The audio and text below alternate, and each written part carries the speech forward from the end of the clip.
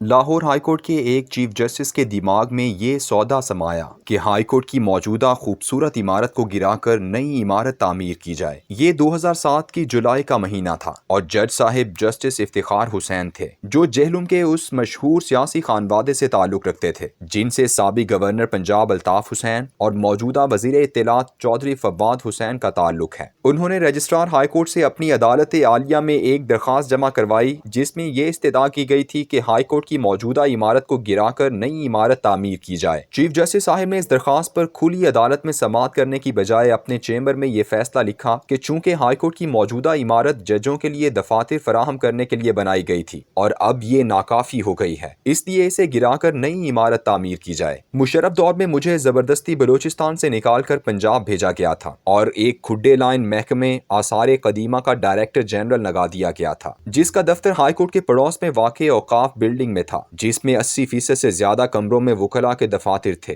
فیصلہ بہت خاموشی سے ہوا تھا، لیکن اس کی خبر مجھے میرے پڑوسی الیاس کومل ایڈوکیٹ صاحب نے فوراً دے دی۔ مروجہ قانون اسپیشل پریمیسز ایکٹ 1985 کے تحت ہائی کورٹ کی عمارت ایک قومی ورثے کی حیثیت رکھتی تھی اور ڈائریکٹر جنرل آثار قدیمہ اس کے تحفظ کا ذمہ دار تھا اور اس کی اجازت کے بغیر اس میں ایک کیل بھی نہیں ٹھونکی جا سکتی تھی۔ میں نے فوراً رجسٹرار ہائی کورٹ کو خط لکھا جس میں قانون کا حوالہ دے کر تحریر کیا کہ یہ سب کچھ عالی مرتبت چیف جسٹس کے نوٹس میں لایا جائے، جس پر مجھے یہ جواب پہنچایا گیا کہ نوٹس تو ہم لیا کرتے ہیں، آپ کون ہوتے ہیں؟ اور اگلے دن سیکرٹری محکمہ تعمیرات و شاہرات کو چیمبر میں بلا کر فوراً اپنے آرڈر کی تکمیل کے لیے کہا گیا اور ملبے کی نیلامی کا اشتہار بھی دے دیا گیا۔ لاہور کے وہ لوگ جو اس کے ورثے سے محبت رکھتے تھے ان میں پریشانی کی ایک لہر دوڑ گئی۔ ادھر ملبے کا ٹھیکہ منظور ہوا اور ادھر سیکرٹری تعمیرات نے توہین عدالت کے خوف سے کانپتے ہوئے عمارت گرانے کی مشینری راتوں رات وہاں پہنچا دی۔ میں نے ورثے سے محبت کرنے والے معززین کے ہمراہ بڑے بڑے وکلاء سے رابطہ کیا کہ سپریم کورٹ میں اس فیصلے کے خلاف اپیل کے لیے وکیل بنے، لیکن کوئی راضی نہیں ہو رہا تھا۔ میں نیشنل کالج آف آرٹس کی پرنسپل فوزیہ قریشی کے ہمراہ مین بولیوارڈ گلبرگ میں واقع مرحومہ عاصمہ جہانگیر کے دفتر بھی یہی درخواست لے کر گیا۔ انہوں نے ججوں کو تو بے نقط سنائی مگر مسکرا کر ٹال دیا۔ ایسے میں موجودہ ایڈوکیٹ جنرل پنجاب جناب احمد اویس صاحب نے جرأت دکھائی اور chief justice Lahore high court کے خلاف سپریم کورٹ کا دروازہ جا کھٹکھٹایا۔ جسٹس بھگوان داس اور جسٹس خلیل الرحمان رمدے کے بینچ کے سامنے صرف ایک دلیل نے مقدمہ جیت لیا۔ احمد ادریس صاحب نے کہا کہ پاکستان کا آئین اور اس کے قوانین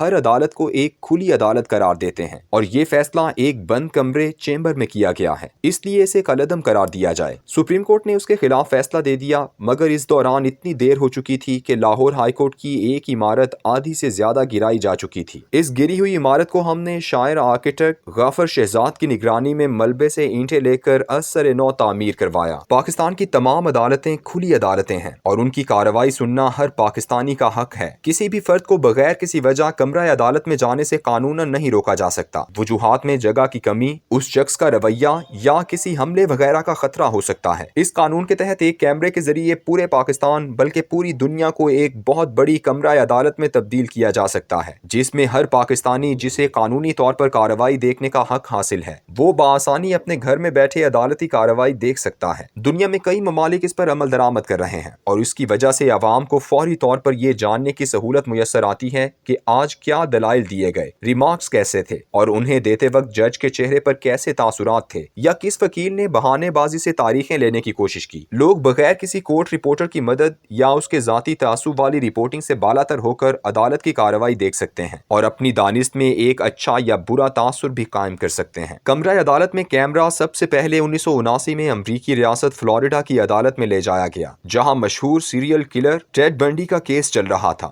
جس نے 30 عورتوں کو جنسی تشدد کر کے قتل کیا تھا۔ اس کا مقدمہ پورے امریکہ میں مسلسل ٹیلی ویژن پر دکھایا جاتا رہا۔ اس کے بعد تقریباً 12 سال بعد 1991 میں کینیڈی خاندان کے ایک خوبصورت نوجوان ولیم کینیڈی پر ایک خاتون نے الزام لگایا کہ اسے جنسی طور پر ہراساں کیا گیا ہے، جبکہ ولیم کینیڈی کا موقف یہ تھا کہ سب کچھ رضامندی سے ہوا ہے۔ امریکی عوام کینیڈی خاندان کی خوبصورتی سے بہت محبت کرتی تھی، اس لیے اس مقدمے کو براہ راست دیکھنا چاہتی تھی۔ عوامی مطالبے پر اسے براہ راست ٹیلی ویژن پر نشر کیا گیا۔ خاتون والا واقعہ فلوریڈا کے ساحلوں پر ہوا تھا، جس کے بے شمار گواہ تھے۔ انہوں نے گواہی دی کہ دراصل خاتون ہی ولیم کو گھیر رہی تھی اور ان کی شہادتوں کی بنیاد پر ولیم کینیڈی کو باعزت بری قرار دیا گیا۔ امریکی تاریخ کا اہم ترین کیس مشہور فٹ بالر او جے سمپسن کا مقدمہ تھا، جو 1995 میں براہ راست ٹیلی ویژن پر دکھایا گیا۔ ان دنوں میں امریکہ میں تھا اور محسوس ہوتا تھا کہ لوگوں کا اس مقدمے کو دیکھنے کا شوق اس قدر شدید ہے کہ نشریات کے دوران سڑکیں ویران ہو جاتی تھیں۔ ایک اندازے کے مطابق روزانہ تقریباً 10 کروڑ لوگوں نے اس مقدمے کو دیکھا۔ برطانیہ کی عدالتیں جو 1925 سے یہ موقف رکھتی تھیں کہ عدالت میں تصویر کشی یہاں تک کہ ججوں کی پینسل کے ساتھ تصویریں بنانا بھی کمرہ عدالت میں غلط ہے، انہوں نے عوامی مطالبے پر 2009 میں کیمرے کی اجازت دے دی۔ اس کے بعد اسکاٹ لینڈ کی عدالتوں نے 2012 میں کیمرے اندر لے جا کر ریکارڈنگ کرنے کی بھی اجازت دی، لیکن اسے براہ راست نشر کرنے کے بجائے تھوڑے وقفے سے ایسا کرنے کے لیے کہا گیا تاکہ کسی وقت ایسے ناخوشگوار فکرے یا نازیبا حرکت نہ ہو جائے جسے لوگوں سے چھپانا مقصود ہو تو پھر اسے کاٹ کر نشر کیا جائے۔ اس عمل کو ٹیلی ویژن کی زبان میں براہ راست جیسا ریکارڈ کیا گیا پروگرام کہتے ہیں، جس میں چند منٹ کا بامقصد وقفہ رکھا جاتا ہے۔ پاکستان میں بے شمار ایسے مقدمے ہیں جنہیں عوام براہ راست سننا اور دیکھنا چاہتے ہیں۔ یہ مقدمے عوام کی اجتماعی زندگی سے تعلق رکھتے ہیں۔ ان مقدمات میں سب سے اہم مقدمے کرپشن کے مقدمے ہیں، جنہوں نے پاکستان کی بنیادوں کو کھوکھلا کر کے رکھ دیا ہے۔ اگر آج یہ مقدمے براہ راست دکھائے جانے لگے تو پھر کوئی سیاستدان عدالت کے حوالے سے عوام کو دھوکہ نہیں دے سکے گا۔ عوام خود فیصلہ کر سکیں گے کہ کس کے وکیل نے مجرمانہ طور پر تاریخیں لی، کون بودے قسم کے دلائل دیتا رہا اور جج کے ریمارکس کس لب و لہجے کے تھے۔ پاکستانی سیاست کو سیاستدانوں، کورٹ رپورٹروں اور تبصرہ نگاروں کی غلط بیانیوں سے نکالنے کا واحد راستہ یہ ہے کہ بڑے مقدمات براہ راست دکھائے جائیں،